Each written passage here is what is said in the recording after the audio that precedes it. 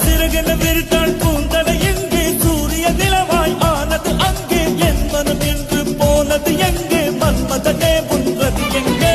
வண்ணத்தை தொட்டால் சந்தனம் கொட்டும் வெட்கத்தை தொட்டால் குங்குமம் கொட்டும் புன்னகை பட்டால் மல்லிகை கொட்டும் பார்த்தால் பருவம் மூச்சு முட்டும் காணல் மோசைகள் கம்பனை தேடி அம்மம்மா பிக்காசோவின் ஓவியம் ஒன்று விக்டோவானின் சிம்பனி ஒன்று பெண்ணாய் மாறியதோ அந்த புறத்து மகராணி அந்த புறத்து மகராணி அழகிய லேலா அவள் இவளது ஸ்டைலா சந்தன மேலா இவள் மன்மத புயலா அடடா பூ